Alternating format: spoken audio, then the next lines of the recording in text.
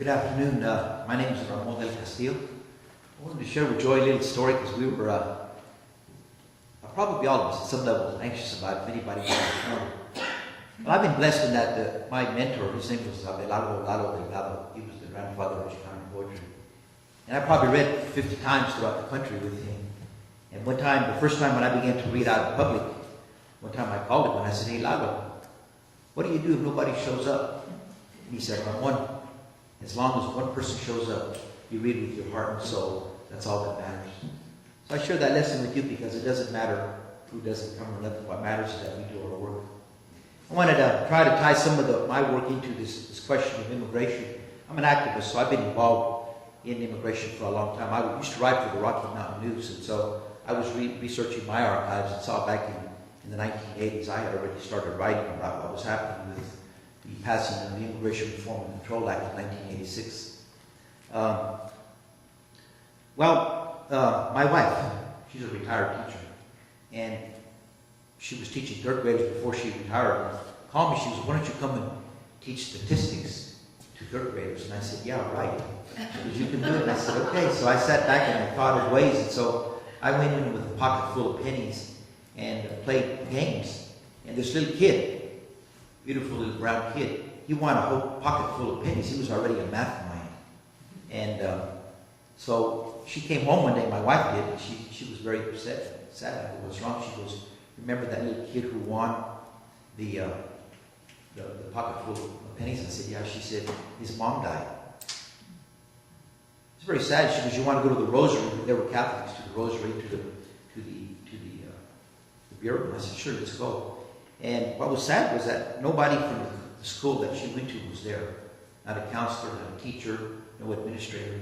So I met with the superintendent after I finished my work. I called him and met with him and said, "What kind of policies do you have in place that we don't honor people when they leave? You get their money for your coffers, but when they die, you don't honor them, or what?" So I wrote this poem called "When an Immigrant Dies." I'm also a conguero, and I play off and on with little groups, and so we toy around with music and poetry. In our culture, we call it Flori Canto, flower and song. But a guy by the name of Lou Melantra, he does po jazz. So it's a combination of po jazz and Flori Canto. This is called "When an Immigrant Dies."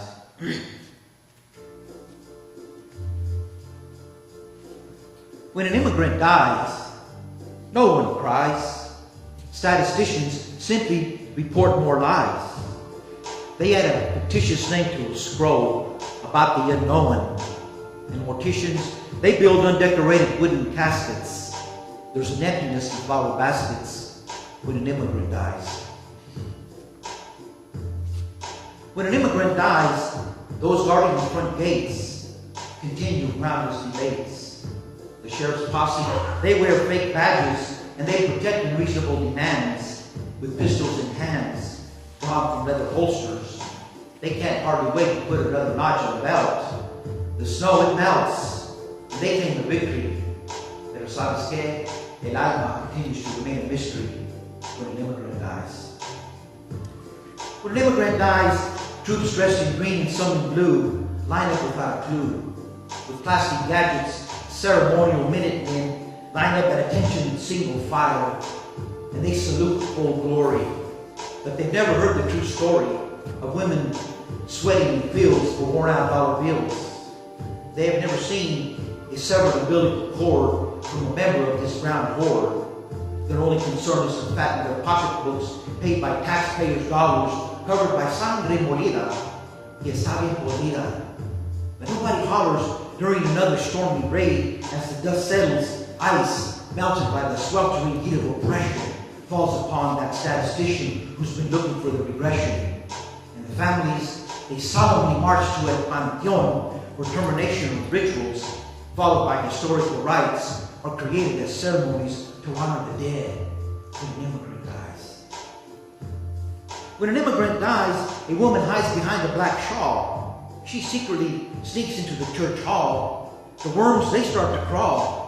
A baby lets out a loud bawl, and a father holds his children in paralyzing fear as tears fall from the skies. Grief, it's suppressed. A corrido was created for posterity, and palateros, they tip their hats in respect as melancholy spreads like fire. But sabes que? Nobody really cares when an immigrant dies. When an immigrant dies, the hot, dry winds wail like the melodious cries of La Llorona.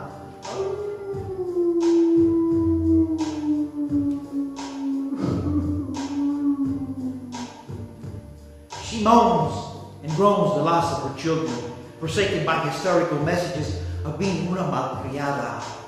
She weeps in hot deserts filled to the brim with chipped bones y calaveras. The sands are moistened by tears drying in the sun as coffins are laid into the womb of Mother Earth without mirth. While their bodies turn to skeletons, they're laid to rest for eternity, and only despair fills the air when an immigrant dies.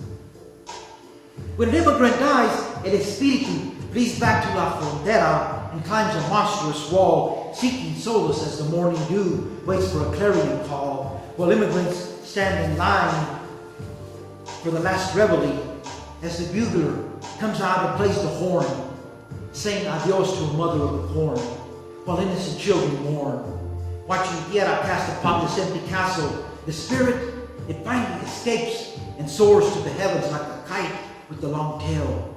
But no one will ever know, and sabes que? No one really cares when an immigrant dies.